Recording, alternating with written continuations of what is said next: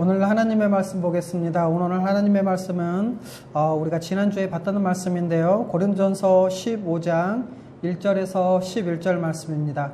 오늘 하나님의 말씀은 고린도전서 신약성경 고린도전서 15장 1절에서 11절 말씀입니다. 읽도록 하겠습니다. 형제들아, 내가 너희에게 전한 복음을 너희에게 알게 하노니 이는 너희가 받은 것이요 또 그 가운데 선 것이라. 너희가 만일 내가 전한 그 말씀을 굳게 지키고 헛되이 믿지 아니하였으면 그로 말미암아 구원을 받으리라. 내가 받은 것을 먼저 너희에게 전하였노니 이는 성경대로 그리스도께서 우리 죄를 위하여 죽으시고 장사 지낸 바 되셨다가 성경대로 사흘 만에 다시 살아나사 게바에게 보이시고 후에 12 제자에게와 그 후에 500여 형제에게 일시에 보이셨나니 그 중에 지금까지 대다수는 살아있고 어떤 사람은 잠들었으며 그 후에 야고보에게 보이셨으며 그 후에 모든 사도에게와 맨 나중에 만삭되지 못하여 난 자 같은 내게도 보이셨느니라. 나는 사도 중에 가장 작은 자라. 나는 하나님의 교회를 박해하였으므로 사도라 칭함을 받기를 감당하지 못할 자니라. 그러나 내가 나 된 것은 하나님의 은혜로 된 것이니 내게 주신 그 은혜가 헛되지 아니하여 내가 모든 사도보다 더 많이 수고하였으나 내가 한 것이 아니요 오직 나와 함께 하신 하나님의 은혜로라. 그러므로 나나 그들이나 이같이 전파함에 너희도 이같이 믿었느니라. 아멘. 오늘은 복음에 대한 참된 믿음에 대해서 여러분에게 말씀을 전해드리도록 하겠습니다. 오늘 말씀을 전하기에 앞서 우리가 지난주에 들었던 지난주 내용을 잠깐 살펴보면 이렇죠. 지금 우리는 복음의 핵심 첫 번째 십자가 편에 대해서 배우고 있는데요. 일과를 지금 하고 있는데 그 일과의 첫 번째가 바로 복음은 다시 들을 필요가 있다라는 것이었습니다. 왜 그렇습니까? 첫째로 복음은 우리의 구원의 문제를 다루고 있기 때문에 복음을 다시 들을 필요가 있고요. 두 번째로 우리의 믿음을 점검하는 계기가 되기도 합니다. 그리고 세 번째로 복음을 들을 때마다 은혜요 믿음이 자라기 때문에 그렇고요. 네 번째로 복음을 다시 들으면 믿지 않는 자가 복음을 다시 듣고 믿음을 갖게 되기 때문에 복음은 다시 들을 필요가 있다는 것입니다. 그리고 두 번째로 그러면 복음이 무엇인가에 대해서 두 번째로 말씀을 드렸는데 복음을 한마디로 표현하면 예수 그리스도시죠. 그런데 어떤 예수 그리스도십니까? 바로 성경대로 우리 죄를 대신해서 십자가에 죽으시고 부활하신 예수 그리스도, 하나님의 아들로서 부활 승천하셔서 주가 되신 예수 그리스도이십니다. 그리고 사람은 율법의 행위가 아니라 오직 예수 그리스도를 믿을 때 그 믿음으로 의롭게 되어 구원받을 수 있습니다. 바로 이것이 복음인 것이죠.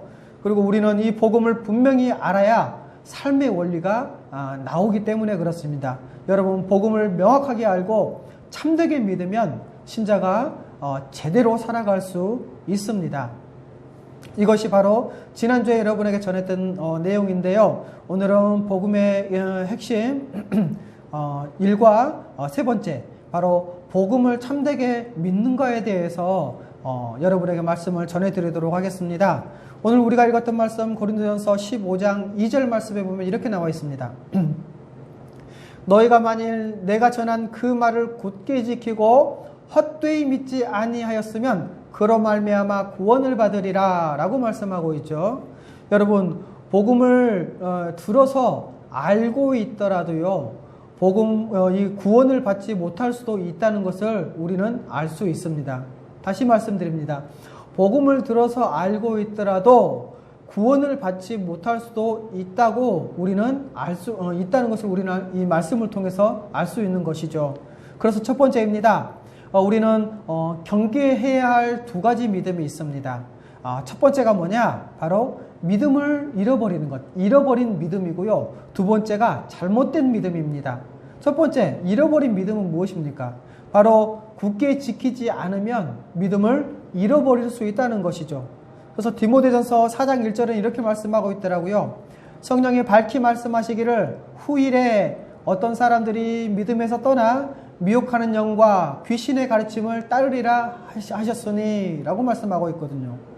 여러분, 원래 교회는 어떻습니까? 원래 교회는 예수 믿는 사람들의 모임이잖아요. 예수님을 주와 구주로 고백하는 사람들, 그분의 말씀에 순종하며 살아가는 사람들의 모임이잖아요. 그런데 지금은 믿음이 없어도 충분히 교회 생활을 할 수 있고, 또 교회를 다니면서도 이 배교에 가까운 신앙생활하는 사람들이 정말 많습니다. 왜 그렇습니까?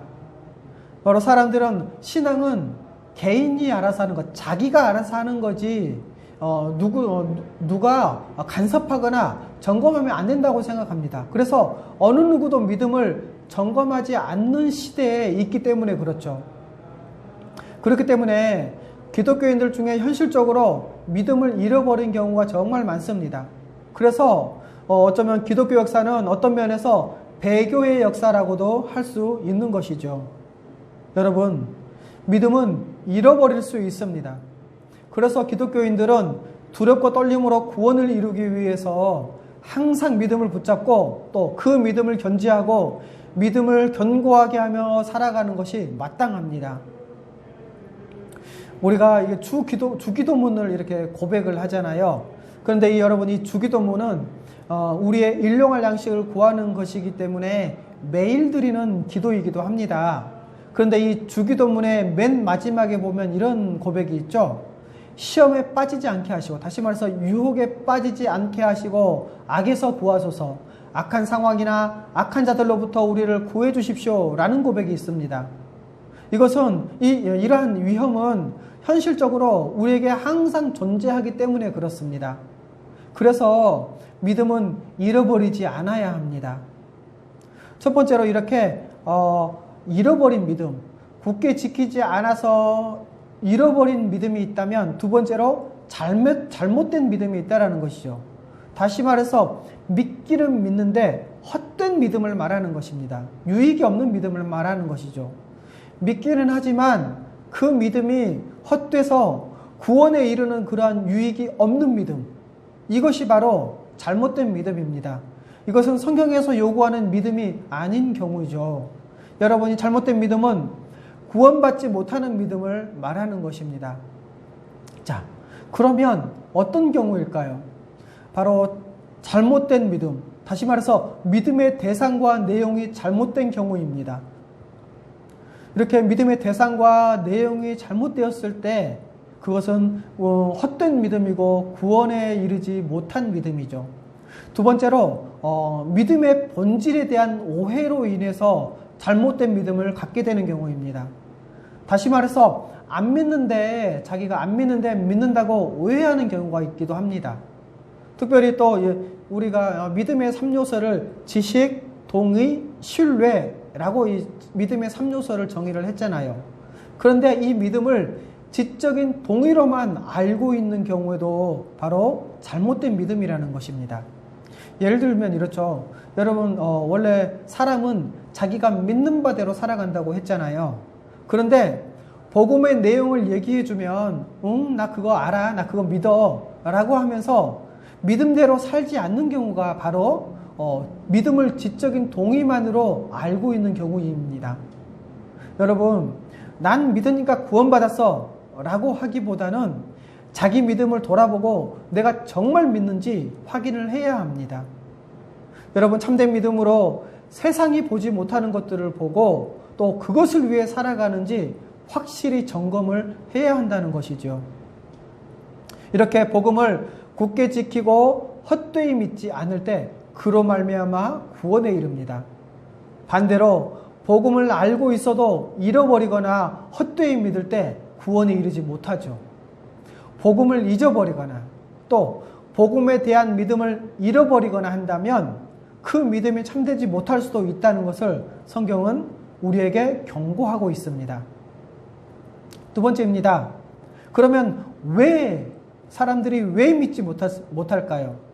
왜 구원에 이르는 참된 믿음을 갖지 못할까요? 세 가지로 설명할 수 있습니다. 첫 번째는 뭐냐? 복음을 듣지 못했거나 또는 들어도 이해하지 못했거나 잘못 이해해서 믿음을 가질 수 없게 되는 경우가 있습니다.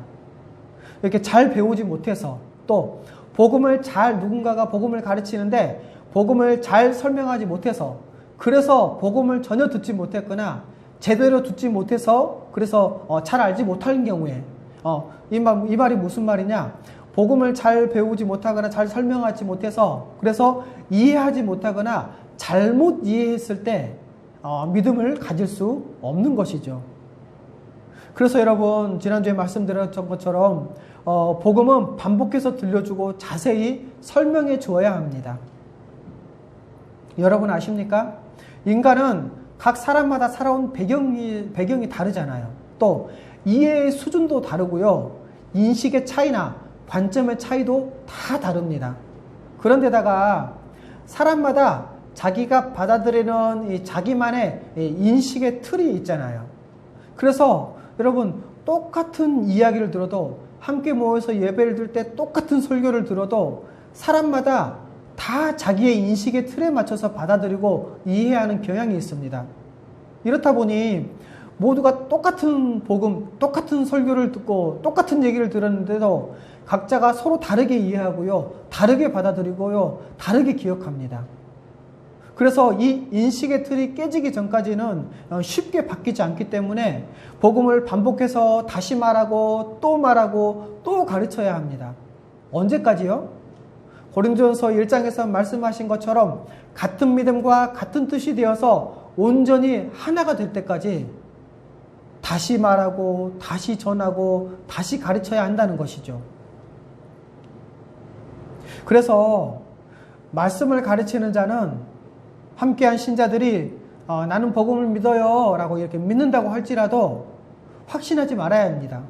점검하는 차원에서 다시 한번 의심하고 복음을 가르치는 것을 중단하지 말고 반복해서 자주 설명하고 가르쳐 줘야 합니다. 그래서 사도 바울은 빌립보서 3장 1절에서 이렇게 말씀하고 있습니다. 너희에게 같은 말을 하는 것이 내게는 수고로움이 없고 너희에게는 안전하니라. 복음을 가르치는 자는 반복해서 말씀을 전하고 가르치고 설명해 주는 것이 수고롭지 않다라는 것이죠. 그리고 그 말씀을 반복해서 듣고 설명을 받는, 가르침 받는 사람은 오히려 안전하다는 것입니다. 그리고 이렇게 복음을 듣는 이 사람이 분명하게 이 복음을 이해했는지 물어보고 입으로 대답하게 해야 됩니다. 이렇게 해서 반드시 확인하고 점검해야 합니다. 또 로마서 10장 11절에 이렇게 말씀하고 있죠. 그러므로 믿음은 들음에서 나며 들음은 그리스도의 말씀으로 말미암았느니라. 여러분, 믿음이 없다고 고통스러워하는 사람이 있습니까? 어떻게 해야 믿음을 가질 수 있을까? 나도 믿음이 견고했으면 좋겠다 라고 하는 사람이 혹시 있습니까? 여러분, 말씀을 들으십시오. 복음을 들으십시오. 믿음은 들음에서 난다고 했습니다. 여러분, 복음의 이 권능이 너무나 강력하고 또 그 논리가 너무나 확실해서 이 복음을 들을 때 이 복음은 사람의 지성을 압도할 뿐만 아니라 자기의 상태를 가장 적실하게 설명하는 것이 바로 복음입니다. 그리고 인간을 가장 행복하게 해줄 수 있는 것도 바로 복음입니다. 그래서 누구나 마음을 열고 또 귀를 열고 이 복음을 들으면 다 믿음이 생기고 다 회심하게 된다는 것이지요. 왜 믿지 못하는가? 그 첫 번째가 복음을 듣지 못하거나 또 들어도 이해하지 못하거나 잘못 이해해서 그랬다고 그랬죠. 두 번째는 이렇습니다. 복음을 들으나 믿지 못해서 믿음이 없는 경우도 있습니다. 여러분, 복음을 듣고 믿고자 하더라도 이 세상의 신이 그 마음을 혼미하게 해서 제대로 이해하지 못할 때 믿음을 가질 수 없습니다. 그래서 고린도후서 4장 4절 이렇게 말씀하고 있죠. 들어보십시오. 그 중에 이 세상의 신이 믿지 아니하는 자들의 마음을 혼미하게 하여 그리스도의 영광의 복음의 광채가 비치지 못하게 함이니.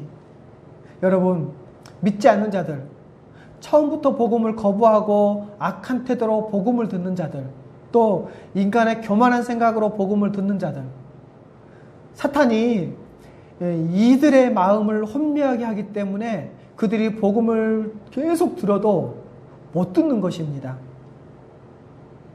그리고 세 번째, 말씀을 들을 때 즉시 기쁨으로 받으나 여러 가지 이유, 여러 가지 요인 때문에 믿음을 버리는 경우도 있죠.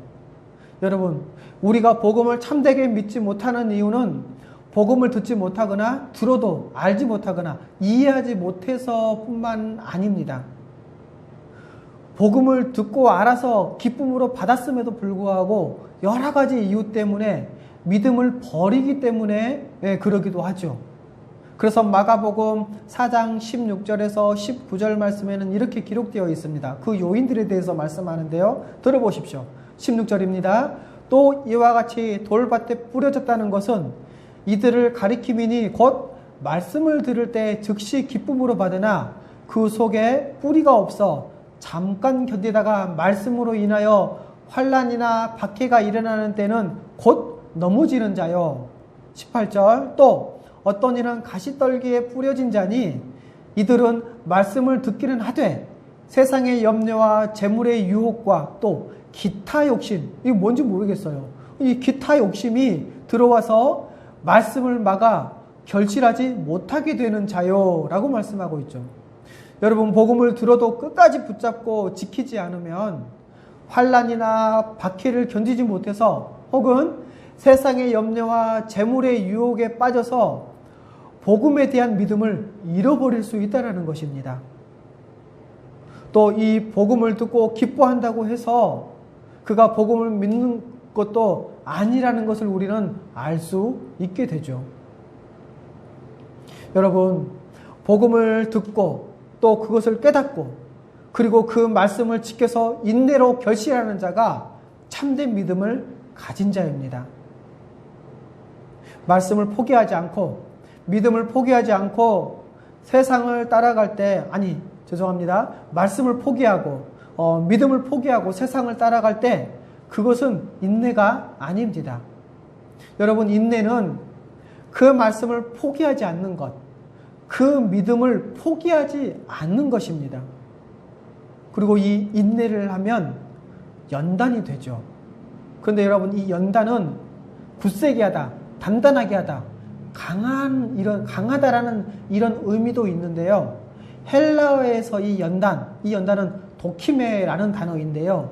이것은 굳세게 하다, 강하게 하다라는 의미보다도요, 진짜냐 가짜냐 테스트하다, 또 이 테스트를 통해서 진짜인 것으로 증명되다, 드러나다라는 의미가 더 지배적입니다. 그게 바로 연단이라는 의미죠.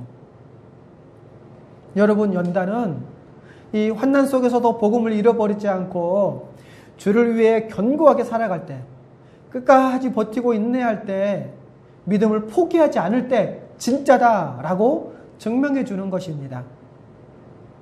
이렇게 환난을 통해서 내 믿음이 진짜라는 것을 이렇게 확증받았을 때 구원의 확신이 생기고, 그때야 비로소 구원의 확신이 생기고, 이 구원의 확신을 가진 자들은 바로 하늘의 영광 가운데 살아갑니다. 지금은 비록 이 땅 가운데 살고 있지만 이미 천국에서 사는 자처럼 살아간다는 것이죠. 그래서 여러분, 우리는 이 구원의 확신을 갖는 것을 소망하는 것입니다. 그런데 여러분, 요즘 교회에서는, 교회가 다 그렇진 않지만 요즘 교회에서는 복음을 들었다는 그 이유만으로 또 이 복음에 대해서 좋게 긍정적으로 생각하고 호의적으로 생각하거나 또 이 복음을 부정하지 않는다라는 그런 이유 때문에 그 사람이 믿음이 있다고, 또 자기 스스로 믿음이 있다고 생각하는 경우도 있죠. 뿐만 아니라 교회 안에서도 이런 사람들을 향해서 믿음이 있다라고 여겨주는 그런 경향도 있다라는 것입니다. 그런데 여러분, 반드시 참된 믿음이 있는지 스스로 점검하고 확정할 필요가 있습니다. 여러분, 지금은 거짓으로 만들어낸 이런 구원의 확신이 정말 많습니다. 중3 때 수련회 가서 은혜 받아서, 수련회 갔는데 거기서 은혜 받아서 기도하면서 울었다고. 그것도 셋째 날 밤에. 이런 것을 가지고 구원의 확신으로 삼는 경우가 있죠. 좋습니다. 자, 그래서 수련회 가서 은혜 받아서 기도하면서 울었어요.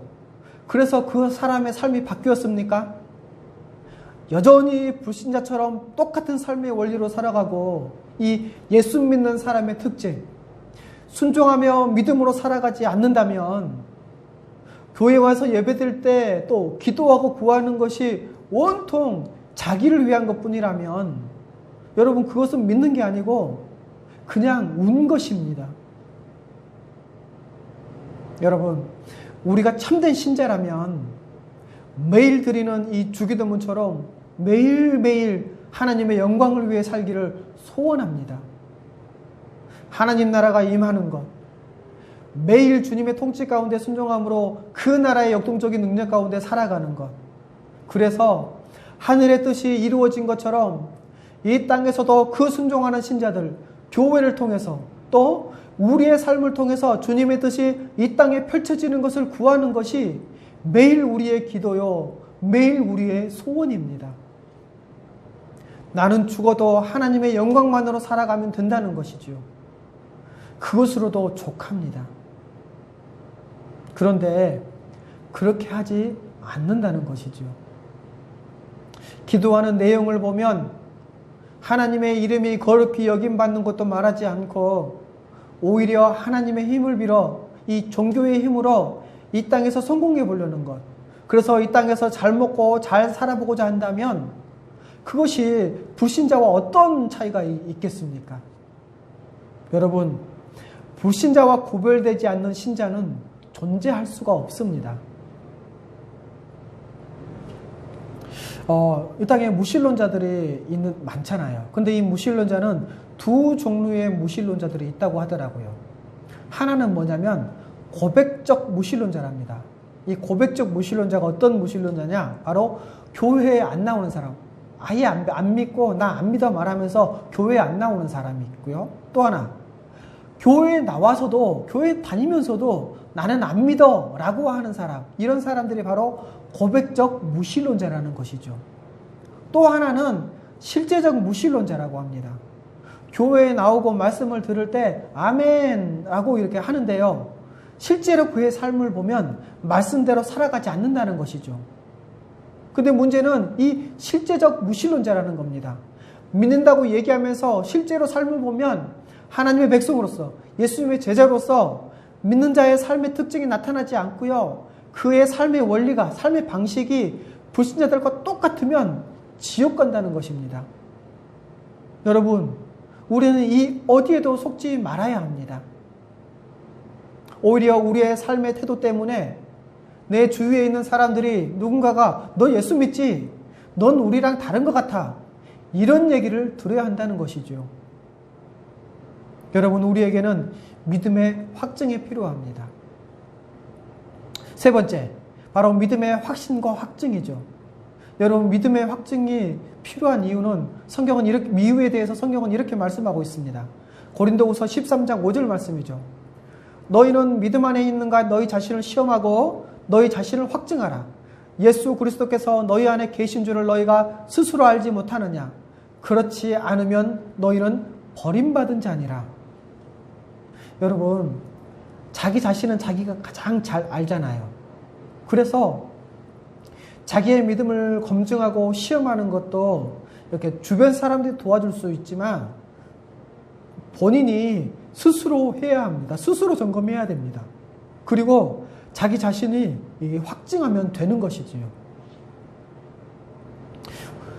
고린도 후서 13장 5절에 말씀한 것처럼 내 안에 예수 그리스도가 확실히 계신가? 그분이 내 안에 계신 그리스도가 나를 완전히 지배하고 계시는가? 나는 그분의 지배를 받아 순종하고 있는가? 바로 예수 그리스도가 우리 안에 계신 것을 확증하지 못하면 우리는, 그러한 사람은 버림받은 자입니다. 여러분, 성경에서 말씀하고 있는 신자의 특징이 뚜렷하게 나타나지 않는다면 다시 점검해야 합니다. 자기의 믿음을 점검해야 합니다. 자기 믿음에 대해서 불확실하다면 의심해 보는 것도 좋습니다. 자기 믿음을 의심하면 그건 나쁜 게 아니죠. 의심하면 오히려 주위에서 의심하지 못하게 하고 또 그러면서 구원의 확정을 강제로 심어주려 하는 경우가 정말 많잖아요. 근데 자기 믿음을 의심하는 것은 정말 좋은 일입니다. 왜냐하면 자기가 보기에도 자기 믿음을 의심할 만하기 때문에 의심하는 것입니다. 또 그 의심을 통해서 자기 믿음을 점검할 수 있는 계기가 되기 때문에 그렇죠.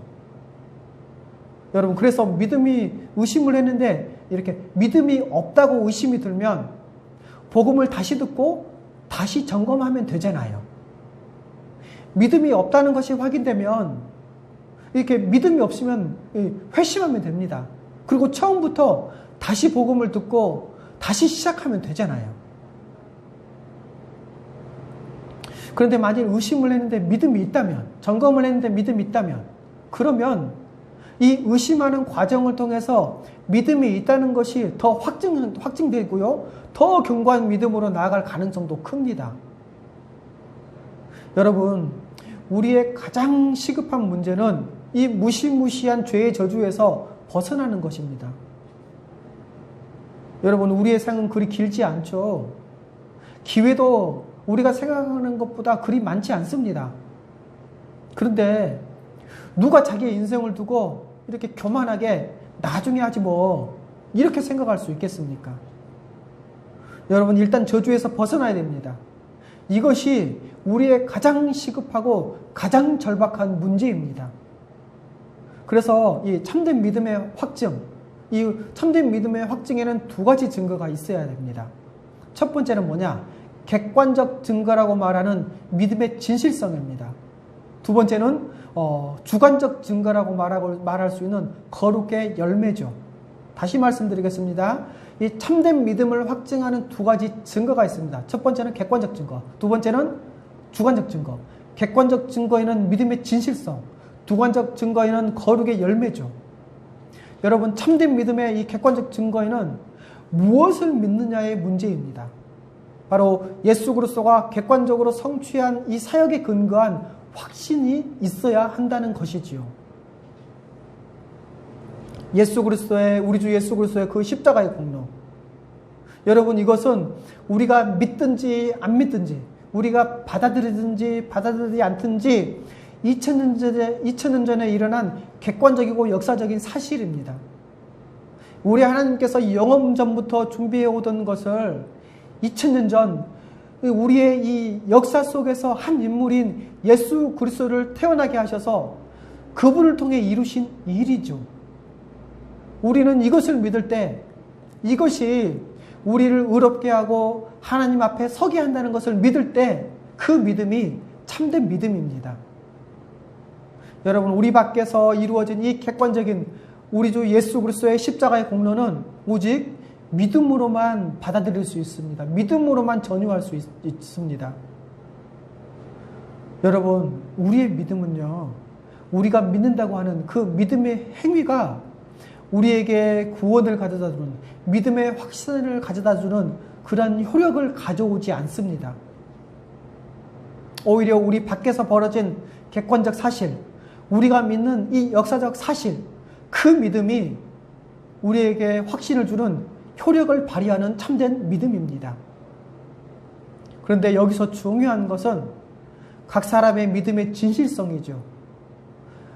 자신의 믿음이, 자기의 믿음이 진실되다면 칭의와 구원을 확신할 수 있다는 것입니다. 하나님께서 우리를 의롭다 여겨주시고 우리가 구원을 받았다는 그러한 확신을 할 수 있다는 것이죠. 그래서 로마서 10장 9절에서 13절에서는 이렇게 말씀하고 있습니다. 들어보십시오.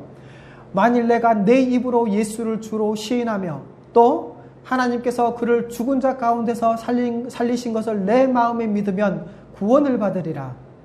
사람이 마음으로 믿어 의에 이르고 입으로 시인하여 구원에 이르느니라. 13절입니다. 누구든지 주의 이름을 부르는 자는 구원을 받으리라. 아멘. 여러분, 내가 무엇을 믿는지, 다시 말해서 그 믿음의 대상, 그 믿음의 내용이 정말 중요합니다. 그리고 이것을 정확하게 공부하고 이 전체의 진리를 받아들여야 합니다. 그것을 받아들이지 않고 있다면 그의 삶에서 그런 모습을 볼 수 없다면 그 믿음은 받아야 하고 반드시 점검해야 합니다.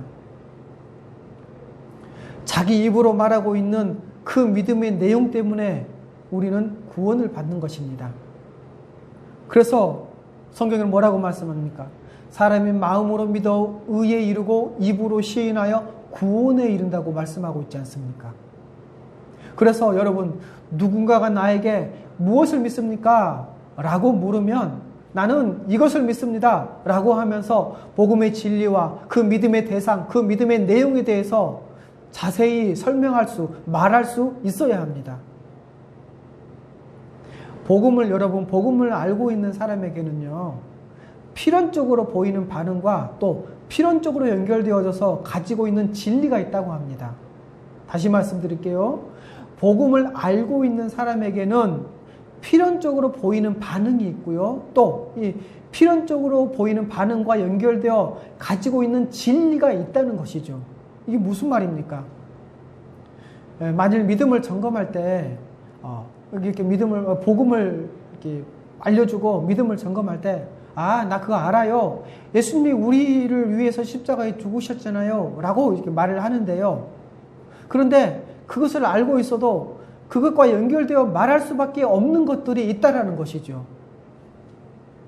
우리가 죄인이라는 것을 분명하게 인식하고 또 죄를 즐겨하지 않고 오히려 죄를 고통스러워하고 그리고 이 죄로 인한 저주로부터 벗어난 것 때문에 한없이 기뻐하고 그리고 이 복음, 바로 예수 십자가의 복음과 관련된 분명한 진리들도 같이 알아야 확실히 안다, 분명히 안다 라고 말할 수 있는 것입니다.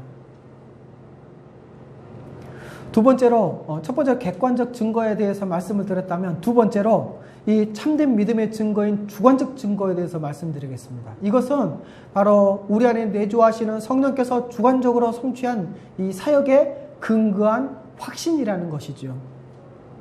여러분, 참된 믿음으로 그리스도의 이 객관적인 사역을 자기의 것으로 전유하는 신자, 자기의 것으로 받아들이는 신자는 내주하시는 성령의 역사로 거룩의 열매를 맺게 되어 있습니다. 우리가 예수님을 믿잖아요. 이 예수님을 믿으면 그 믿음으로 말미암아 믿을 때 성령으로 우리를 인쳐주시지 않습니까? 이렇게 성령이 우리 가운데 오셔서 영원토록 계시는데요. 여기서 이제 성령이 오셨다는 것은 바로 그리스도와 연합되고 하나님이 함께 하신다는 것인데, 여러분 생각해 보십시오. 하나님이 함께 하시는 존재라면, 천지를 창조하시고 역사를 주관하시는 그 하나님, 전능하신 하나님, 그 하나님이 우리와 이렇게 가까이 함께 계신다고 여러분 생각 한번 해보십시오. 그러면 어떤 일이 일어나겠습니까? 천지를 창조하시고 역사를 주관하신 이 전능하신 하나님, 그 하나님이 우리 가운데 영원토록 내주하시고, 그래서 하나님의 모든 것으로 우리를 하나님을 닮아가도록, 하나님께 가까이 나가도록 만드시고 역사하신다면, 그것을 믿는다면, 정말 그것이 진짜라면 우리가 어떻게 살까요? 생각을 한번 해보십시오. 여러분, 인생이 완전히 새로운 단계에 들어가지 않겠습니까? 우리의 인생이 완전히 새로운 단계로 들어가는 것입니다. 성령 받은 자들은 마치 죽었다가 다시 살아난 것처럼, 가던 길을 돌이켜서 반대의 길로 되돌아가는 것처럼 아주 뚜렷한 특징을 드러나게 되어 있다라는 것이죠. 물론 그때 그런 과정 속에서 비록 실수도 많이 하고 또 낙담하기도 하고 심지어 유혹에 넘어지기도 할 것입니다. 하지만 그렇더라도 그의 삶의 방향은 절대로 바뀌지 않는다는 것이죠. 여기에 나타난 이 거룩한 삶의 열매들이 바로 주관적 증거라는 것입니다. 여러분, 거룩한 삶이란 이 의의 열매를 볼 때 하나님께서 우리를 의롭게 여겨주시는 칭의와 구원의 확신을 할 수 있는 것입니다. 마태복음 7장 20절에는 이렇게 말씀하고 있죠. 이러므로 그들의 열매로 그들을 알리라. 또 베드로후서 1장 10절입니다. 그러므로 형제들아, 더욱 힘써 너희 부르심과 택하심을 굳게 하라. 너희가 이것을 행한즉 언제든지 실족하지 아니하리라. 여러분, 우리의 삶의 방향이 완전히 뒤바뀌어야 합니다. 믿음이 뭡니까? 믿음이라는 것은 회개하고 믿는 것 아닙니까? 하나님을 대적하는 자들은 여러분 자기만을 위해 살아가잖아요. 이기적이고 탐욕스럽습니다. 그래서 성경은 이 탐욕스러움, 탐심을 우상숭배라고 했는데, 왜냐하면 자기를 위해 살아가기 때문에 그렇죠. 그런데 회심하고 회개하고 믿게 되면 이전의 길에서 완전히 돌이키게 됩니다. 그래서 율법을 한마디로 요약하면 뭐라고 말씀합니까? 내 이웃을 내 자신처럼 사랑하라고 했지 않습니까? 이것이 이 율법의 총 요약이라고 성경은 말씀하고 있죠. 하나님을 믿는 사람은 다른 사람을 위해 살아갑니다. 하지만 반대로 안 믿는 사람은 자기를 위해 살아가죠. 이것이 삶의 뚜렷한 특징이라는 것입니다. 믿는 자와 안 믿는 자의. 여러분, 불신자들은 자기 믿음을 결코 속이지 않습니다. 그리고 이 불신자들은 굉장히 뚜렷하게 자기 자신만을 위해 살아가죠. 반면에 신자들은 어떻습니까? 뚜렷하게 다른 사람을 위해 살아갑니다. 우리 주 예수 그리스도가 우리를 위해서 십자가에 죽으셨듯이 우리도 다른 사람을 위해서 죽는 삶을 살아간다는 것이죠. 이것이 신자입니다. 그래서 이것을 확인할 필요가 있다는 것이죠. 여러분, 이렇게 주를 위해 열심히 살아갈 때, 내가 구원받은 것이 확실하구나 라고 확증할 수 있어야 합니다. 그래서 신자들 본인도 자기 열매로 자기 구원을 확증하는 것입니다. 그런데 여러분, 이 참된 믿음, 구원의 확신을 위해서는 두 가지 질문을 던질 필요가 있습니다. 이것 또한 객관적 질문과 주관적 질문으로 나눌 수 있죠. 이 두 가지 질문으로 나눌 수 있습니다. 첫 번째는 뭐냐? 객관적 질문으로서 무엇을 믿느냐라는 것에 대해서 물어봐야 한다는 것입니다. 두 번째로 주관적 질문으로서 그 믿음에 따라가는 삶의 증거가 있느냐라는 것을 봐야 한다는 것이죠. 이 첫 번째, 객관적 질문이 이 첫 번째 무엇을 믿느냐에 필연적으로 따라오는 것은, 무엇을 믿느냐라고 할 때 그 믿음의 내용을 확실히 알고 있는지도 점검을 해봐야 된다는 겁니다. 그리고 두 번째로 주관적 증거인 믿음에 따라 살아가는 삶의 증거, 이것에 따라서 내 믿음이 진실된지, 그리고 그것에 의한 의의 열매가 있는지, 이것도 확인을 해봐야 된다는 것입니다. 그리고 이 두 가지로 그 믿음이 참되냐 그렇지 않느냐 알 수 있다는 것이죠. 여러분, 이렇게 객관적 증거와 주관적 증거를 근거로 해서 함께 판단을 할 때, 이것을 통해서, 이 두 가지를 통해서, 그래서 참된 믿음이라는 것이 확증이 되었을 때 교회는 그에게 세례를 베풀어 주는 것이죠. 말씀을 정리하겠습니다. 묵상과 적용. 먼저 자신의 믿음을 우리는 점검해야 합니다. 첫 번째로, 나는 무엇을 믿고 있는가죠. 우리가 지난주에 복음에 대해서 정의했던 것처럼 복음의 내용을 잘 알고 있고 또 믿고 있는지를 점검해 봐야 됩니다. 복음의 핵심적인 내용을 정확하고도 또 분명하게 말할 수 있어야 한다는 것이죠. 그리고 더 그 믿음에 대한 정확하고 또 확신 있게 말할 수도 있어야 한다는 것이죠. 물론 이렇게 분명하게 말로 표현하지 못해도 이렇게 참된 믿음을 가진 사람이 있다는 것을 우리는 부정할 수는 없습니다. 그런데요, 대부분의 가짜 신앙은요, 이 복음에 대한 무지나 혼란에서 비롯된다는 것을 우리는 간과해서는 안 될 것입니다. 그래서 분명하게 말로 표현하고 정확하게 말할 수 있는 것, 또 그에 대한 믿음을 정확하게 이렇게 확신할 수도 있어야 한다는 것이죠. 첫 번째로, 나는 무엇을 믿고 있는가 라고 했다면, 두 번째로, 나는 믿음이 굳건하고 진실한가 라는 것이죠. 여러분, 복음을 믿는 믿음이 참되고 또 굳건하고 진실된지도 점검을 해야 됩니다. 이것을 점검할 때 어떻게 내 믿음을 증명해 보일지, 또 만일에 나에게 고난이 온다면 나는 어떻게 할 것인지, 뿐만 아니라 나는 지금 무엇을 추구하면서 살고 있는지, 그리고 주를 위해 나는 어떤 대가도 지불할 수 있는 것인지, 어떤 대가를 지불할 수 있는 것인지, 이것에 대해서도 우리는 고민하고 생각해야 됩니다. 여러분, 복음에 대한 믿음은요, 우리가 입으로 하는 간단한 시인이나 또 지적인 동의만으로 생각해서는 정말 위험합니다. 복음을 확고히 붙잡고 그 믿는 믿음에 순종하며 사는가를 우리는 확인을 해야 한다는 것이지요. 그리고 세 번째로, 나는 믿음의 열매가 있는가라는 것입니다. 여러분, 복음에 대한 참된 믿음은 반드시 삶의 열매를 맺게 되어 있습니다. 여러분, 복음은 거룩한 삶을 낳기 때문에 그렇죠. 그 열매는 어떻습니까? 마가복음 4장 20절에서 말씀한 것처럼 100배의 열매를 맺죠. 적어도 60배, 최소한 30배의 열매를 맺습니다. 무슨 말입니까? 겉으로 분명하게 드러난다는 것입니다. 미미하게 그런 것인가 아닌가, 이게 애매모호하게 드러나는 것이 아니라 겉으로 분명하게 드러난다는 것이죠. 그래서 삶의 방향이 바뀌고 삶의 목적이 새롭게 된다는 것입니다. 그래서 오직 하나님의 영광을 위해 살아간다는 것이죠. 이웃을 사랑하고 섬기는 자로 바뀌어버린다는 것입니다. 삶의 방향이, 삶의 방식이. 그 열매가 있다라는 것입니다. 여러분, 우리 중에 혹 믿음이 없는 사람이 있습니까?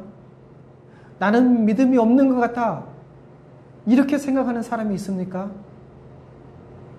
이 복음의 핵심의 이 설교를 통해서 믿음을 갖기를 원하신 분이 계십니까? 그렇다면 자신의 믿음을 점검하고 믿음이 없거나 참되지 않는다면 자비로우신 우리 주님께 믿음을 달라고 구하십시오. 여러분, 우리 주님은 믿음 없는 자를 도우시는 주님이십니다. 그래서 마가복음 9장 23절에서 14절 이렇게 말씀하고 있죠. 예수께서 이르시되 할 수 있거든이 무슨 말이냐? 믿는 자에게는 능치 못할 일이 없느니라 하시니 곧 그 아이의 아버지가 소리질러 이르되 내가 믿나이다, 나의 믿음 없는 것을 도와주소서 하더라. 여러분, 믿음이 없다고 생각된다면, 아니 실제로 그렇지 않다고 하더라도 확신이 없는 경우가 있다면 믿음 없는 자를 도우시는 우리 주님께 참된 믿음을 달라고 기도하십시오. 또 보이시며 믿게 하시는 우리 성령의 역사와 깨닫게 하심을 믿고 구합시다. 그래서 갈라디아서 3장 1절에 이렇게 말씀하고 있죠. 예수 그리스도께서 십자가에 못 박히신 것이 너희 눈에 밝히 보이거늘. 여러분, 예수님께서, 우리 주 예수 그리스도께서 우리를 위해 십자가에 못 박히신 것이 우리 눈에 밝히 분명하게 보인다는 것이지요. 또 고린도전서 2장 10절에서 13절에 이렇게 말씀하고 있습니다. 오직 하나님의 성령으로 이것을 우리 눈에 보이셨다고요. 우리 주 예수 그리스도의 십자가에 못 박히신 것을 우리 성령께서 우리에게 밝히 보이셨다는 것입니다.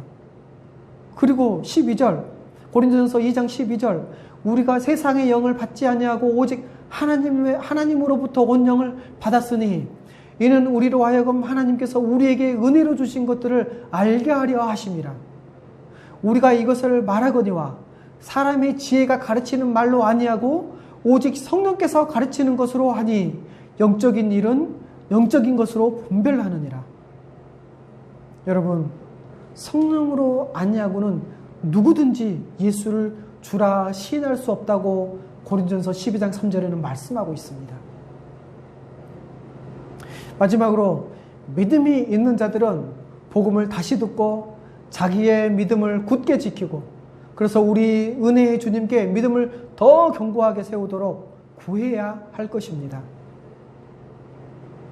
디모데전서 6장 11절에서 12절은 이렇게 말씀하고 있습니다. 오직 너 하나님의 사람아, 이것들을 피하고 의와 경건과 믿음과 사랑과 인내와 온유를 따르며 믿음의 선한 싸움을 싸우라. 영생을 취하라. 이를 위하여 내가 부르심을 받았고 많은 증인 앞에서 선한 증언을 하였도다. 또 디모데후서 2장 1절은 이렇게 말씀하고 있습니다. 내 아들아, 그러므로 너는 그리스도 예수 안에 있는 은혜 가운데 강하고 라고요. 여러분, 믿음에 대한 모험을 해서는 안 됩니다. 나는 괜찮을 거야 라고 쉽게 넘어가서는 결코 안 될 것입니다. 그리고 확고한 믿음에 서 있다고 할지라도 더 큰 믿음을 구하는 것이 우리 예수 그리스도를 믿는 참된 믿음을 가진 신자들의 마땅한 자세라는 것도 우리는 기억해야 될 것입니다.